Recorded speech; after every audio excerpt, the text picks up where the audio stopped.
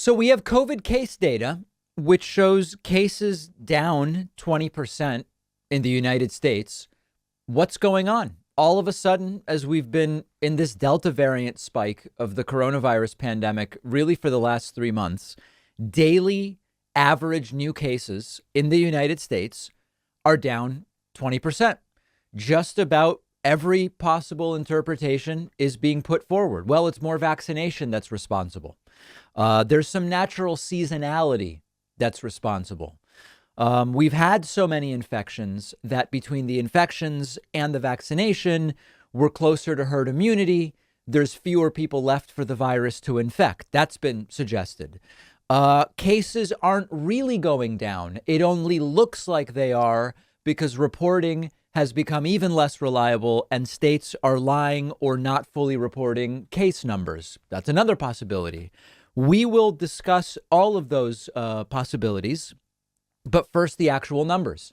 In this latest Delta peak, cases peaked just shy of about 167,000 cases a day on September 2nd and have since declined just shy of 20% to about 134,000 cases per day. This is now more than nothing. This is not a statistical artifact. There was the idea, well, sir, ma'am, you had Labor Day and the data was no. Now it is clear that this is the full reporting of the data if states can be trusted, which we will get to. But what's the meaning of this? Now, deaths, which tend to move like cases, but on a 3 to 4 week delay, have leveled off right around about 1,650 a day. That's half a 9/11 a day still. Deaths might have turned the corner and we might start to see a decline soon, or maybe not yet. It's not really clear. It's sort of been like a leveling off. Now, globally, by the way, the same trend is visible with cases which for the Delta wave cases peaked around 660,000 cases a day.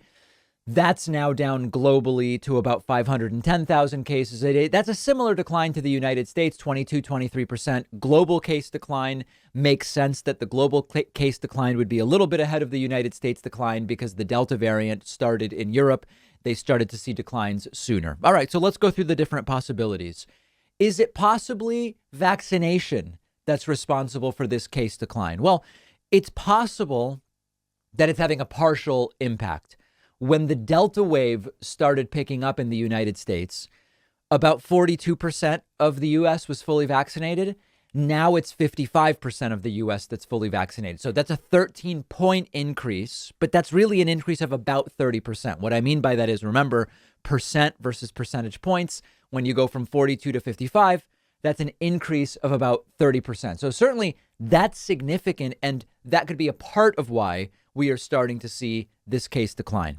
Could seasonality that we don't yet fully understand be a part of it? It could, in the sense that we still don't fully understand how seasonal COVID is. Remember when we spoke to one of the country's top virologists from Columbia University, Vincent Racaniello, he said, yeah, there seems to be that to some degree, maybe, although we don't fully understand it. And there's kind of the traditional seasonality characteristics assigned to flu.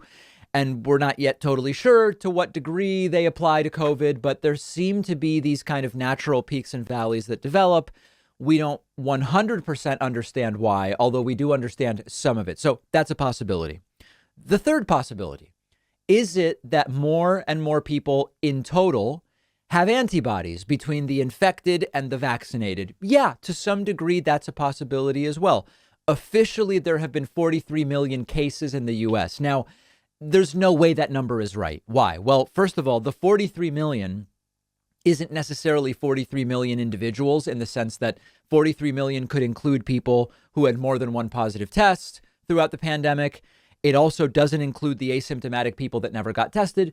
The real number might be 80 million. It might be 70 million. It's really not clear. But you've got that, and then you've got 55% of the country vaccinated. There's obviously overlap. Some people who got COVID are also vaccinated. So we don't really know the number of people with antibodies right now, but you could be seeing a sort of higher and higher level of antibodies that may be giving the virus kind of less dry tinder, so to speak. And then lastly, are these numbers just inaccurate? Are these numbers artificially low because states are lying or they're not testing enough? On not testing enough, absolutely. When you see states with a high positivity rate, it means you're not testing enough. You're almost certainly not capturing every positive case. In terms of straight up lying, I mean, yeah, maybe. We know about Florida's deceptive reporting on deaths, although eventually they report the numbers, we think, but on a 7 to 10 day delay. So that could be to some degree a part of it as well. So this appears to be a real decline, not related to holiday data. Whether it looks bigger than it really is because of inaccurate, incomplete, or dishonest reporting from states, we don't know. And of course, the hope is that it continues. Last year, remember, as we got into the fall, it's the fall, right? I mean, yeah, yesterday was the last day of summer, I think. What year is it? I don't know what's going on. I think it's now the fall. Last year in the fall, we were expecting just a massive, massive spike. And we got it. And then it peaked right around January, right around Inauguration Day, actually, right around January 20th, 19th, 21st. Maybe we won't see that this time around. But in the midst of all this, it's not really a new conspiracy theory, but the conspiracy theory that COVID vaccines are killing people has found new energy. And I want to talk about that next. Later in the show, I'm going to have clips for you of Fox News propagandist Tucker Carlson, who almost certainly has been vaccinated for a really long time, spreading the debunked, unsubstantiated claim that vaccines might be killing thousands of people. Now, I've been getting calls from people for a year at this point, or not quite. That's an exact 8 months or so, saying, David, the COVID vaccine is killing people. This has been floating around for a while, but it's really growing now. It's mostly happening on Facebook, but just as a reminder, here's video we looked at last week. This was the Gavin Newsom, Joe Biden rally the day before the California recall. This is the California recall last Tuesday, which went horribly wrong for Republicans. And you've got to listen closely. But one of the arguments happening outside was with a woman claiming that more people died from the COVID vaccine than from the flu. Take a listen to this. Not in California. No one who's been indoctrinated by the public school system, and it's wrong. Do your research. It's going to go up. And you know what's going to go up? It's going to go to illegal immigrants, illegal shit they're doing underneath. Democrats want to clear that down. So just give it time. Remember, the woman on the right is the woman arguing about the economy. Air Force mom in the blue shirt is the one spreading the vaccine death conspiracies. It's going to focus in on her in a moment. No, they are not. You would be my daughter, right? Quite a day.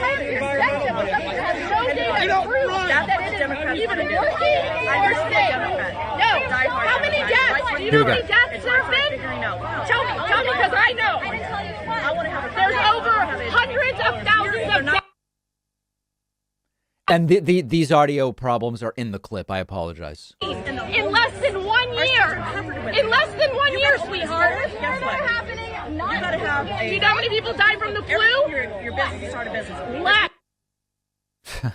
Died from the vaccine in 1 year. Have you looked it up? Okay, so this is getting a lot of attention, and it's important to remind you that there is no evidence that people are dying from the vaccine. So PolitiFact flags this as having sort of started with Facebook posts on August 24th. It's older than that, but okay, for the purposes of today, the claim was hundreds of thousands died after taking the advice of these celebrities who were aiding and abetting mass murder by advocating vaccination. Now, if your time is short summary from PolitiFact is there is no evidence of COVID vaccines causing deaths. According to the CDC, there is no evidence that COVID-19 vaccines have caused any deaths in the United States. This was then updated. There is a 24-minute video slamming celebrities for recommending the vaccines, says the vaccines have killed hundreds of thousands of people. The text at the start of the video says, quote, "You may never trust another celebrity after watching this video. Hundreds of thousands died after taking the advice of these celebrities. Should they be tried for murder, aiding and abetting mass murder through vaccination, all for population control?" Facebook did ultimately take that down. And as the article points out, COVID has killed nearly 675,000 in the U.S. and more than 4.5 million worldwide. The vaccines authorized in the U.S. have been shown to significantly reduce the likelihood of severe illness, hospitalization, and death. And no evidence has established that a COVID-19 vaccine authorized in the U.S. has caused any deaths, let alone hundreds of thousands. I think it's important to be precise there. We really don't know what's going on with some of these other vaccines in other countries. They haven't been evaluated by the American FDA, and the reporting around their side effects is incomplete at best. So we're not saying anything one way or the other. I have no reason to think the Russian vaccine or the Chinese vaccine are killing people. I have family in Argentina that have gotten those vaccines. The article, though, is being specific and precise, saying the vaccines authorized in the United States, we have no evidence to suggest that those are killing people. So unfortunately, when the situation escalates, the conspiracy theories seem to escalate as well. And now they're just straight up saying hundreds of thousands dead from the vaccines without any evidence whatsoever. Later in the show, we are going to talk about Tucker Carlson signal boosting this false claim. And we're going to talk about how easy it is. I didn't do it, but I went through and started going through the process to see how easy it is. It is so easy to submit a false vaccine side effect claim up to and including death in what's called the VAERS system, VAERS, that you may well have reports of deaths that are unsubstantiated as well. So we're going to get to that a little bit later. If you know people in your personal life who are repeating this one, thousands dead, hundreds of thousands dead from the vaccines, I want to hear from you. Okay, find me on Twitter at dpacman or shoot us an email, info@davidpacman.com. Don't forget that the best way to support the David Pakman Show is by becoming a member, which gives you access to the daily bonus show, the regular show with no commercials. You also get access to our entire archive of every episode dating back a really long time and plenty of other awesome membership perks. Go to joinpacman.com and use the coupon code BETTER21 for a huge discount. Joinpacman.com. Remember that the David Pakman Show is made possible by viewers and listeners who sign up on our website and get a membership. We do a commercial-free audio and video version of the show for our members. We also do an extra show every day called The Bonus Show. Only for you. You can get instant access by signing up at joinpacman.com. Okay, before the break, I talked to you about the conspiracy theory with new life, essentially, which it's gone from, I guess I would say, some people have really bad side effects to the vaccine. Do we know for sure that the vaccine hasn't killed anyone? They've now gone to the vaccines for COVID have killed thousands of people, tens of thousands of people, or even hundreds of thousands of people. That's the new conspiracy. Now, Tucker Carlson, Fox News propagandist, is a guy who's been, I wouldn't even really call it playing coy. The only aspect of it that's coy is that Tucker is almost certainly vaccinated and works at Fox News, which has stricter vaccination guidelines than Joe Biden proposed 2 weeks ago to the United States. Remember, Joe Biden's plan, his directive, is if you've got more than 100 employees, everybody either has to be vaccinated or has to test weekly. Okay. Fox's policy is you've got to be vaccinated and submit your vaccination information, or you've got to test daily and you've got to wear masks at Fox News facilities. So while on air, Tucker and others are attacking the Biden plan on vaccination requirements, Fox, they work for Fox, which has a stricter plan. So, okay, Tucker, he's almost certainly been vaccinated. He was probably first in line as soon as he could get it, maybe even got it early. All right.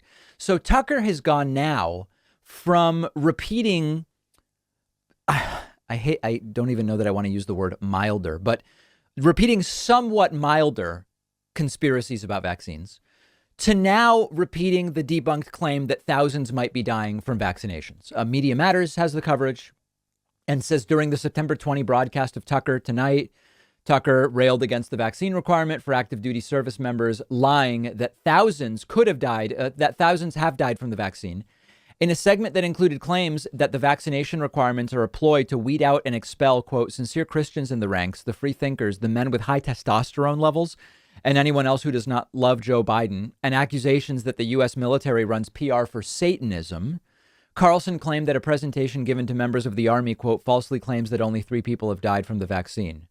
Carlson then told viewers that reports collected by the Biden administration itself indicate the number is actually in the thousands. All right, I'm going to explain that in a moment. Let's listen. Very dangerous propaganda. White supremacy in the military is a crisis, said the most unscrupulous people in Washington. But that's not what it was about.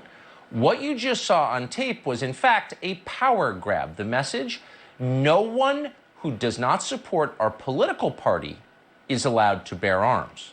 That's what they're saying very clearly. And because it's the Democratic Party doing the talking here, there was also, needless to say, a vicious racial angle, too, because there always is. Right. Watch Congressman Steve Cohen of Tennessee explain.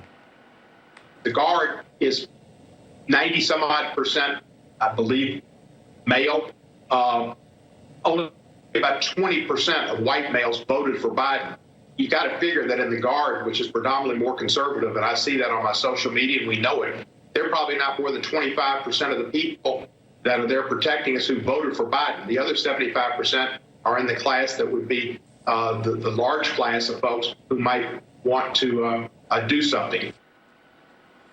So if you're white, you're dangerous, says a sitting member of Congress. That clip was from January. Of course, that was the same month that Lloyd Austin announced he was cracking down on this extremism. Then a few months later. Yeah, January was the same month as something else, too. I just don't remember what else happened in January. Later, reading from the same song sheet, Mark Milley told the U.S. Congress he was working to root out white rage in the military.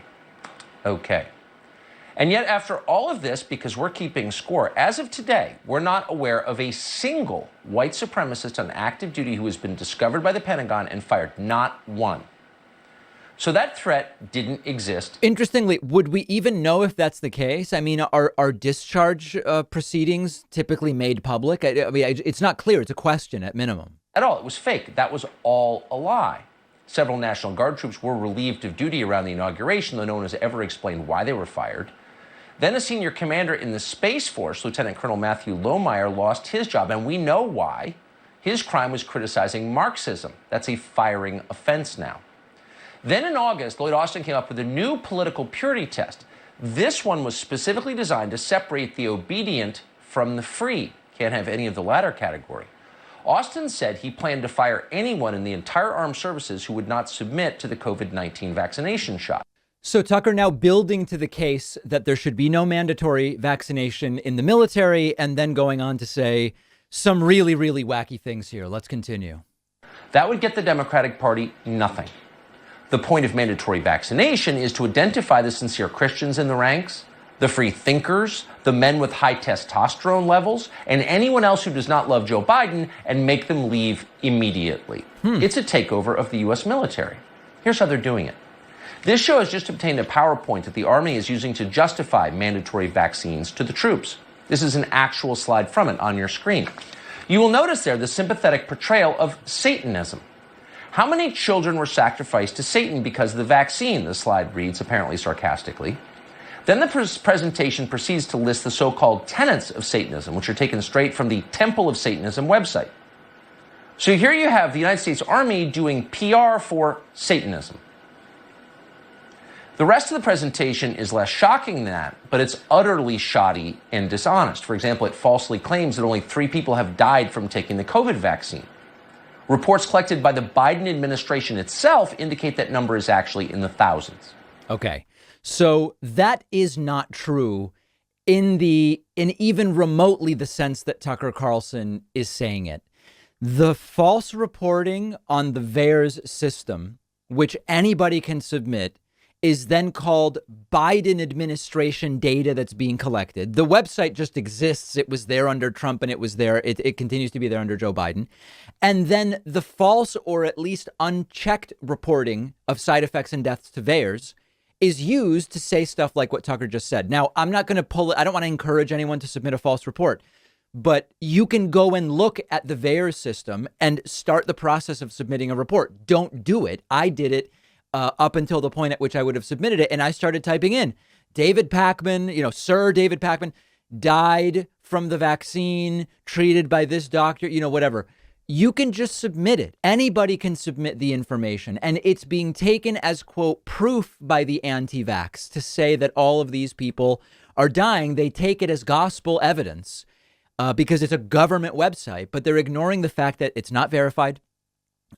Anybody can show up and report anything, and then it's part of the reporting. It doesn't mean that these are verified, vetted, or confirmed instances of vaccine issues, problems, or whatever the case may be. There's no validation required there. Now, I think it's worth mentioning, even if it were true that thousands died from the vaccine. Now, I hesitate to even do this because it's such a can of worms, but if it's true that let's call it 3,000. Imagine 3,000 people died from the vaccine. It's not true, but just imagine. You're still way more likely to die of COVID as a healthy person than of the vaccine. I'm not saying it would be okay if thousands of people died from the vaccine, but if thousands of people died from the vaccine out of the 182 million fully vaccinated people, that would mean you have a 0.0016 chance of dying from the vaccine. That's 500 times smaller than your chance of dying from the virus. If it were true, we would have to really think about that. But it's not true. Importantly, it's not true. So it's Tucker, again, being extremely irresponsible about vaccines. And then also recently, just to kind of just show you the full circle on how irresponsible he's being, he also said Brazilian President Jair Bolsonaro doesn't need to be vaccinated because he had COVID. This is not true, but this is Tucker claiming it. Okay. Put them in place. Not some restaurant is just following his orders. So de Blasio just issued a warning to Brazil's president, Jair Bolsonaro. He told Bolsonaro not to come to the UN General Assembly because he's not vaccinated. Yeah. We need to send a message to all the world leaders, including most notably Bolsonaro from Brazil, that if you intend to come here, you need to be vaccinated. If you don't want to be vaccinated, don't bother coming, because everyone should be safe together. Really? Because Bolsonaro already recovered from COVID, so he doesn't need the vaccine. No one who's recovered from COVID needs the vaccine. They have greater immunity than people who get the vaccine. This is insane. That is not true. That is a lie. What's insane is that Tucker is repeating these things. We now have multiple studies which show you are more likely to be reinfected if you've had COVID and don't get the vaccine than if you do get the vaccine. OK, it is not true what Tucker is saying. What is apparently true is that if you're vaccinated and recovered from COVID, you have stronger immunity than if you were merely vaccinated alone. It's not a reason to go out and try to get COVID. But there are studies which say recovery plus vaccination is better than vaccination alone. A lot of caveats, depends on timing. Did you recover from one of the earlier strains or did you recover from a later? There's all these different caveats. But what Tucker is saying is absolutely wrong. And this gets us to the next story, which is that of the Brazilian unvaccinated president. This is really, really wacky. As Tucker told us in the last segment, New York City Mayor Bill de Blasio did say to Brazilian President Jair Bolsonaro, don't come to New York if you're not vaccinated. You gotta be vaccinated to go into places. Don't do it. Don't do it. Bolsonaro spoke yesterday at the UN. Apparently, he's supposed to keep his mask on all the time because he's not vaccinated, as far as we know. Now, it's also possible he actually is vaccinated, but this is all, his political posturing. We don't actually know, but let's assume he's really not vaccinated. I believe he's supposed to keep his mask on all the time. He took it off during his UN speech anyway. What I absolutely love is that because New York City has this requirement for vaccination to eat indoors at restaurants, there are now pictures of Bolsonaro and his entourage standing outside of a pizza shop, eating pizza on the sidewalk because he's not allowed into restaurants. And it actually seems like this was a really good idea because his health minister who traveled to the United States with him has tested positive. The New York Post reporting on this. I know, the New York Post. Brazil's unvaccinated president was spotted this weekend eating pizza on a sidewalk in New York City, where tourists and residents who are unvaccinated for the virus are barred from eating indoors. Bolsonaro was pictured with several other members of his delegation. In an Instagram post Monday by Gilson Machado Neto, Brazil's minister for tourism, the photo was captioned, "Let's go for pizza with Coca-Cola." The Brazilian president is the only G20 leader who has not been vaccinated for the virus, has repeatedly defended his decision, citing his battle with COVID last year. Why take the vaccine? To have antibodies? Isn't that right? My antibody levels are way up high. Now, as a reminder, if you are recovered from COVID, you should still get vaccinated. The immunity and antibody levels are much higher if you get vaccinated. We talked about that last segment and it bears repeating. But here's where it gets really interesting. Brazil's health minister tests positive for COVID in New York City. Which guy is this in the picture? Is this guy in the picture? I can't even tell. Is it one of these? Oh, I think, is it this guy back over the shoulder? Look at this. Brazil's health minister, Marcelo Quiroga, tested positive for COVID hours after accompanying President Jair Bolsonaro to the UN General Assembly on Tuesday. Quiroga will remain in New York on quarantine, the government's communications office said. The minister is doing well. The rest of the delegation tested negative. Quiroga told CNN Brazil he wore a mask the entire time he was in the UN building. Bolsonaro, a vaccine skeptic, defied UN rules that asked all those attending to be vaccinated.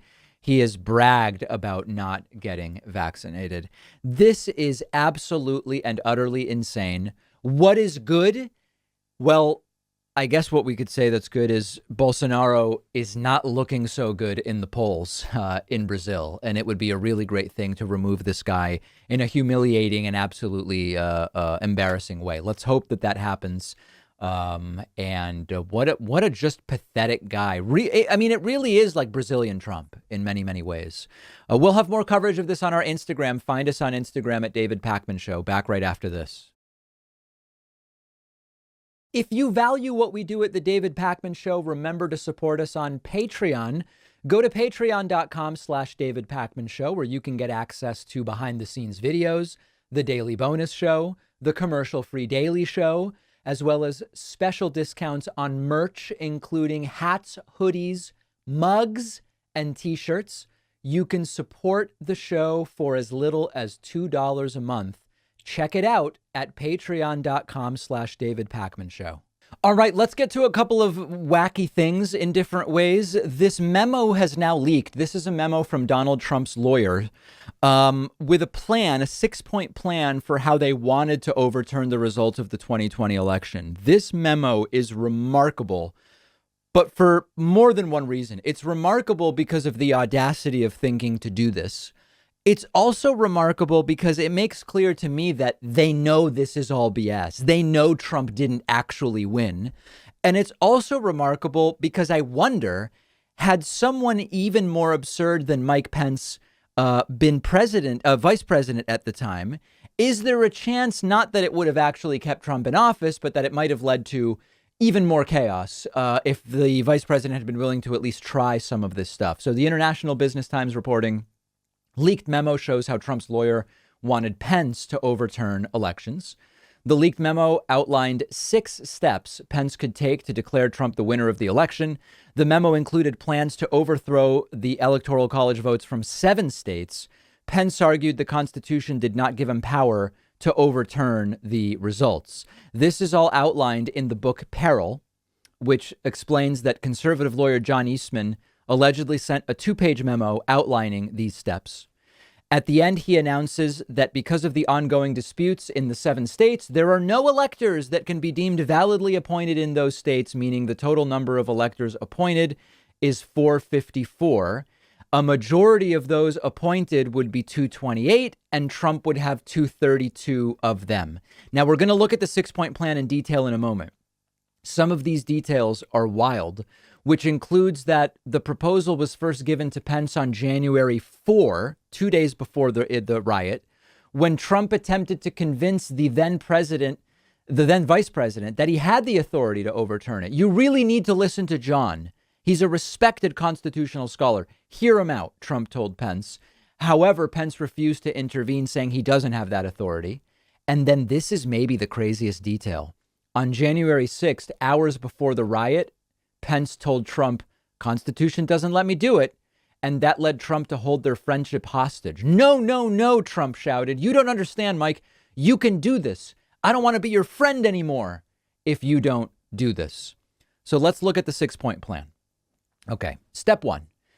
Pence presiding over the joint session, or Senate Pro Temp Grassley, if Pence recuses, begins to open and count ballots starting with Alabama without conceding that the procedure specified by the Electoral Count Act of going through the states alphabetically is required. When he gets to Arizona, he announces he has multiple slates of electors and so is going to defer decision on that until finishing the other states. This would be the first break with the procedure set out in the act. So this is an idea we talked about before. They were talking about you just send different electors, send Republican electors. Step 3. At the end, he announces that because of the ongoing disputes in 7 states, there are no electors that can be deemed validly appointed in those states. That means the total number of electors appointed, the language of the 12th Amendment, is 454. This reading of the 12th Amendment has also been advanced by Harvard law professor Lawrence Tribe. A majority of the electors appointed would therefore be 228. If you reduce the number of appointed electors, you reduce what it counts as 50% plus 1. There are at this point 232 for Trump, 222 for Biden. Pence gavels President Trump as reelected. Howls, of course, from the Democrats, who now claim, contrary to Tribe's prior position, that 270 is required. So Pence says, fine. Pursuant to the 12th Amendment, no candidate has achieved the necessary majority. That sends the matter to the House, where the votes shall be taken by states, the representation from each state having 1 vote. Republicans currently control 26 state delegations. President Trump is reelected there as well. Step 5, one last piece. Assuming the Electoral Count Act process is followed and upon getting the objections to the Arizona slates, the 2 houses break into separate chambers, we should not allow that the Electoral Count Act constraint on debate to control.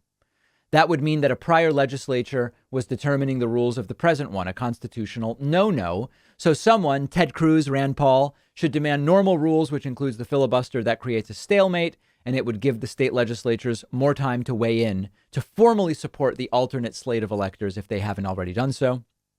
And finally, step 6. The main thing here is that Pence should do this without asking for permission, either from a vote of the joint session or from the court. Let the other side challenge his actions in court. Whoa, sorry. And the Zoom just went crazy. Let me get rezoomed in here. Number 6. Let the other side challenge his actions in court, where Tribe, who conceded in 2001 the president of the Senate might be in charge of counting the votes, and others who would press a lawsuit, that these are non-justiciable political questions thrown back at them. Okay, yeah. Anyway, step 6 is like so far out there that it's not even as relevant. Although this is completely absurd and ludicrous, imagine if Donald Trump had someone as his vice president willing to try. Like Pence just said, I'm not even going to try because I can't do it. I still believe it would not have succeeded, but it would have caused a hell of a lot of chaos in the process. And then, I know these terms are hyperbolic, the terms I'm about to use. If they had pulled off what would have been a coup, could it have launched a civil war of sorts? Like, what would actually happen if this had been attempted? And then they would have used that to say, look at how violent the left is. An absolutely insane 6-step plan. I guess it feels weird to say this, but I guess in some way we should be glad it was Pence and not someone even crazier. Like VP Marjorie Taylor Greene almost certainly tries this. VP Matt Gaetz probably tries this. It still fails, but it might cause insane chaos and violence in so doing. Hey, this is really weird video of Bill Gates being interviewed by PBS News's Judy Woodruff about his meetings and relationship with the late Jeffrey Epstein. And Bill Gates seems super nervous. And when asked if there's a lesson here, Bill Gates says, well, he's dead. I'm not a conspiracy guy. You guys all know that. You know, I'm not making any claim about the circumstances of Jeffrey Epstein's death. I'm not. I don't believe Bill Gates is involved in a pedophile ring, as some QAnon people like to say. This is just bizarre video of Bill Gates seeming so nervous and uncomfortable. It could just be because he knows that he had a relationship, at least a temporary one, with a guy who ended up being a really, really bad guy. And then when asked about the lesson, he says, well, he's dead. It's a crazy video. Let's take a look at it. It was reported at that time that you had a number of meetings with Jeffrey Epstein, who, when you met him 10 years ago, he was convicted of soliciting prostitution from minors. What did you know about him when you were meeting with him, as you've said yourself, in the hopes of raising money? You know, I had dinners with him. I regret doing that. He had relationships with people he said, you know, would give to global health, which is Now notice that Gates doesn't answer the question from Judy Woodruff, which is, what did you know about his run-ins with the law at the time of your meetings? Gates just says he claimed to know people that wanted to donate, but he's not actually answering what he knew about Epstein at the time. Interest I have, you know, not nearly enough philanthropy goes in that direction. You know, those meetings were a mistake. They didn't result in what he purported, and I cut them off. You know, that goes back a long time ago now. So there's nothing new on that. It was reported that you continued to meet with him over several years, and that, in other words, a number of meetings. What did you do when you found out about his background? Well, you know, I've said I regretted having those dinners. And there's absolutely nothing new on that. Is there a lesson for you, for anyone else looking at this? Well, he's dead. So, you know, in general, you always have to be careful. What does that mean? I mean, genuinely, what does that mean? Well, he's dead. What was the lesson to Bill Gates about the fact that he met with someone who either he knew had a background of soliciting minors for prostitution, and he still met with them, or he didn't know because he hadn't looked into it and his team did. Like, either way, there might be a lesson for Bill Gates, but Bill Gates is like, well, he's dead. And, you know, I'm very proud of what we've done in philanthropy, very proud of the work of the foundation. You know, that's what I get up every day and focus on. Yeah.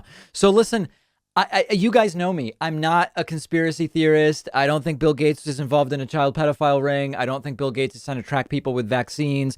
I think if every billionaire behaved more like Bill Gates and less like, you know, I don't know who, somebody else, I think we would be better off. We would be better off if that was the case. I think Bill Gates done a lot of great things, what he's been doing on sanitation in Africa, period.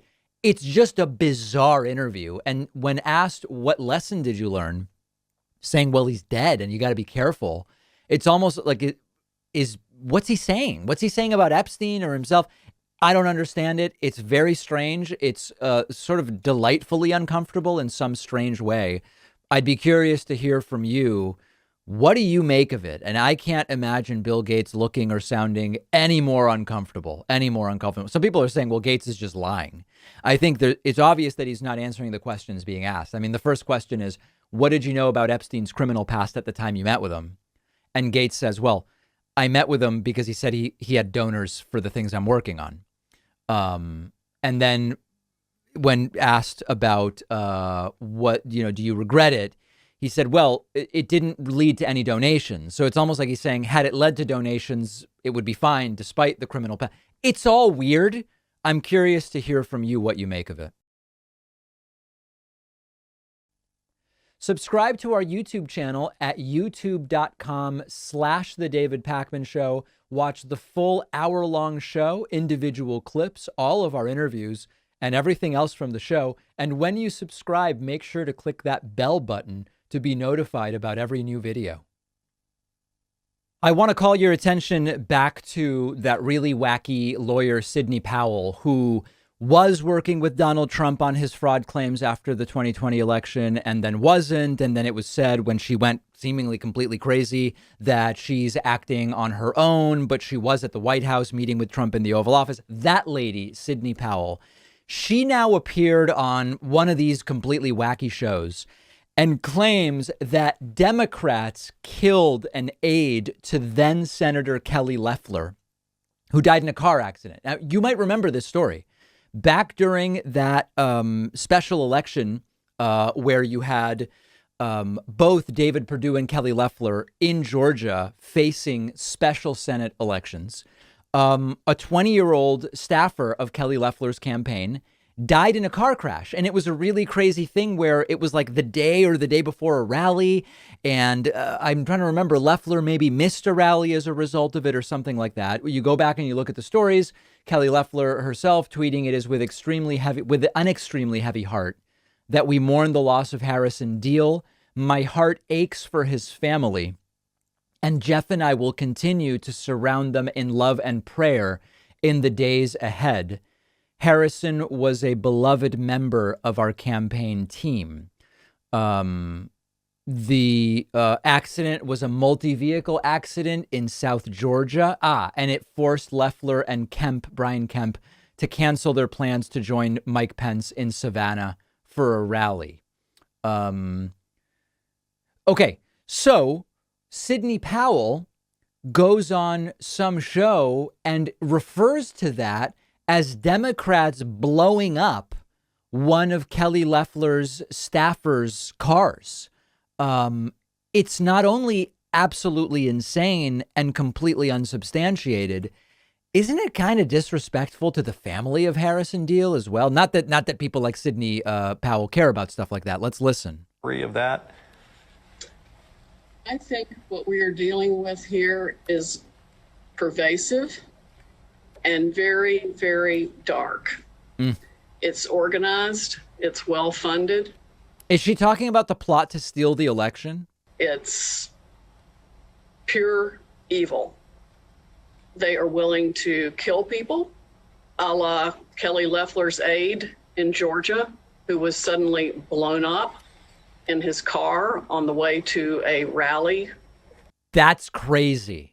That's completely insane. I hope people understand the degree to which that is absurd. For her. He happened to be dating Governor Kemp's daughter. Governor Kemp was considering, I think, at that point, a signature audit. And then the Georgia Bureau of Investigation agent who was investigating that, he was the lead investigator, was suddenly dead within a week. And suddenly we don't hear anything else about any of that. We are talking about trillions of dollars of global wealth at issue here. The leadership and control of the most powerful country on the face of the earth. How insane is this woman? Some of you might remember she was interviewed by, I believe it was an Australian media outlet a couple of weeks ago, and we covered it. And she genuinely seems delusional. I'm not joking. Like, she seems to have no connection to reality whatsoever. This actually was a little bit of a conspiracy theory that started spreading before.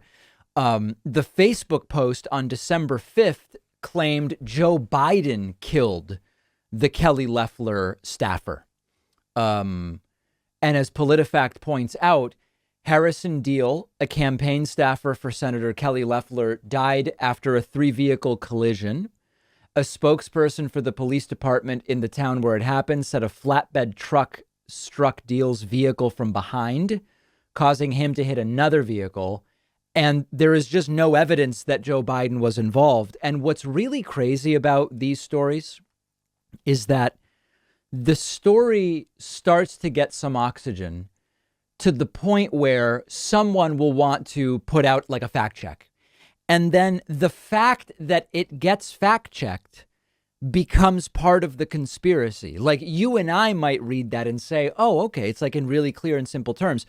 There is no actual evidence that there was foul play here, that Joe Biden killed Kelly Loeffler's staffer, that this was a murder. There's just no evidence of it. You and I might see it that way. But the believers will see the fact check as part of the conspiracy. And this is a really common tenet. Or some people call it a tenant, like when they say pundits. God, that pisses me off. Okay. Anyway, it's a tenet, T-E-N-E-T. One of the tenets of conspiracism is that once you've generated the conspiracy theory, evidence for it supports your belief in it. Evidence against it supports your belief in it because obviously the evidence against it is planted. Not finding evidence supports your belief in it because the evidence must have been covered up or hidden. And you get into this circle of conspiracism, and some people can never get out. Trump talks about flushing toilets 10 or 15 times. You can't flush your way out of this. It just stays there and it lingers and it lingers. And there's really no way out of it. So there's Sidney Powell, very, very dangerous woman, a disgusting woman, and someone who seems to be dealing with some pretty serious issues of her own, I think we can say, quite frankly. We have another one, folks, a couple known as the Alabama Pickers. I had no idea who these people were. A couple known as the Alabama Pickers, a reality show couple known for YouTube videos where they resell tchotchkes, as I like to call them. They have both died of COVID. This is incredible. And of course, now they leave children behind with no parents. Alabama Pickers, as reported by AL.com, couple known for reselling and known for vaccine opposition, both dead of COVID. A married Alabama couple known for their reselling videos on YouTube. I guess what this means is you go to these self-storage units and you buy stuff that's unclaimed and then you resell it. Like, I guess that's what they do. They have both died of COVID. They are known on YouTube as the Alabama Pickers. Dusty and Tristan Graham lived in Huntsville, where they would often post videos about tips and tricks to reselling vintage items like clothes and home decor on eBay under the username Bama4348. Dusty died Thursday, almost 3 weeks after his wife did, according to the GoFundMe page set up by one of their children. One of the most tragic lines in news articles that exists is according to the GoFundMe page set up by one of their children. It's tragic generally, and it's extra tragic because of what it says about the American healthcare system as well. The article goes on to say, this is what Windsor Graham wrote. Unfortunately, Dusty and Tristan have both passed away. Thank you all for your kind words and helping us during this difficult time. We will be using the money to pay for funeral expenses. One of the last videos the married couple posted on their now deleted YouTube channel was about how they wouldn't get the vaccine.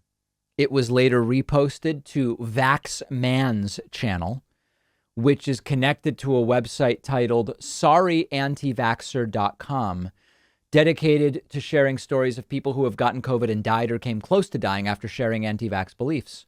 Dusty says in the video at the 4130 mark, quote, "I've got my own passport. It's called the Bill of Rights. I think this will be all behind us in a couple years." Dusty later spelled out the word vaccine and said it was actually a form of immunity therapy they were giving people. The pair then talked about everything they had survived already, including bone cancer in Tristan's case. They talked about COVID and the vaccine at length on their channel. Tristan died on August 25th in her sleep. 2 days later, Dusty started a GoFundMe for her while he was still in the ICU. Anything you can find in your heart will be so appreciated, Dusty wrote. A week ago, their daughter Windsor wrote in a now deleted Facebook post, Dusty was moving to a ventilator and to continue praying. The GoFundMe goal is currently $35,000 and just over $20,000 has been raised for the couple. Let's get an update on that GoFundMe. 25,000. This is horrifying, guys. I don't like this. You know, it's another kid now. Both parents, and they were relatively young. Also, you know, on the crowdfunding, the GoFundMe stuff for medical bills and funeral expenses, there's something odd about how crowdfunding for medical bills is fine, but socialized healthcare that prevents the need for that is bad to these people. And I think a lot of it is they say, We should do things through charity rather than government mandate. And so they may actually defend. They would say, no, it actually makes sense. We don't want the government saying healthcare for everyone. But then if people out of the kindness of their hearts want to give us money for medical bills or the funeral, then that would be fine. I have a couple of friends who have a business that relates to peanut farming.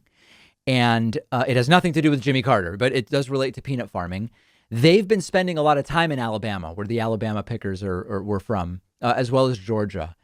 And they told me last week that it's like there's no pandemic there. It's just like there's no pandemic taking place there at all.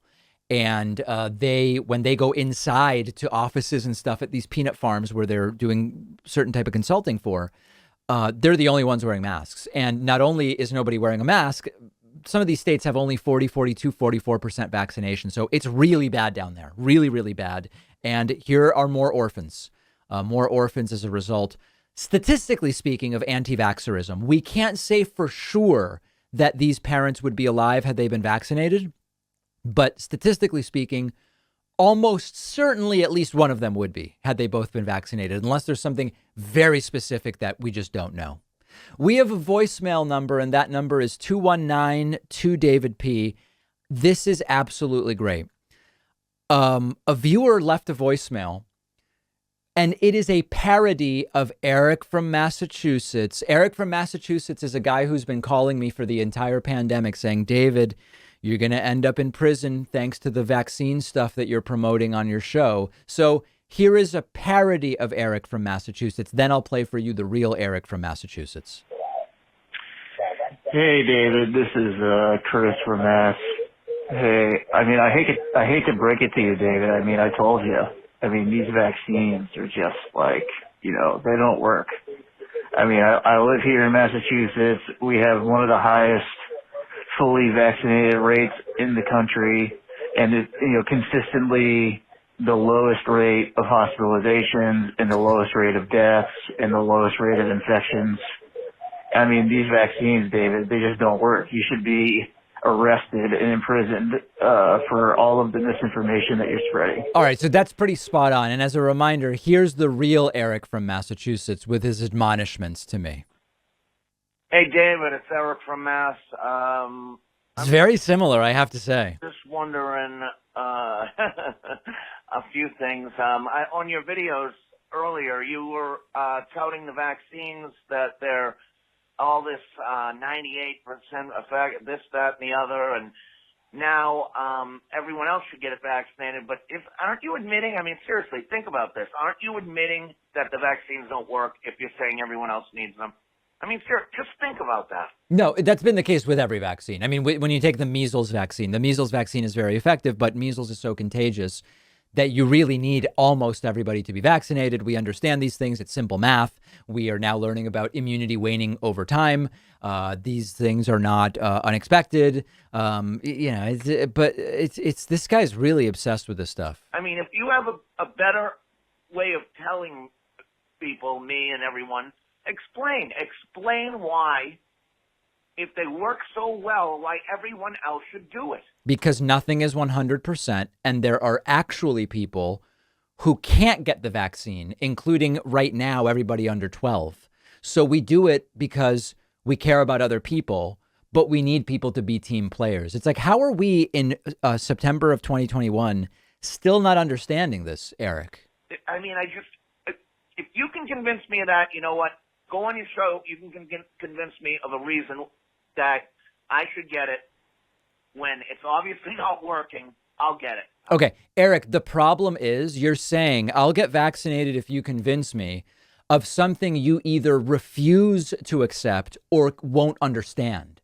Because at this point in September of 2021, I don't know. I don't know what else could possibly be done or said. Let me put it that way. We're going to have a great bonus show today. On the bonus show today, we are going to talk about, is it true that when it's a missing white girl like Gabby Petito, there is more news attention paid than when it is a non-white girl or woman? Okay, we're going to talk about that on today's show. We have data, we have math, we have stats. All right.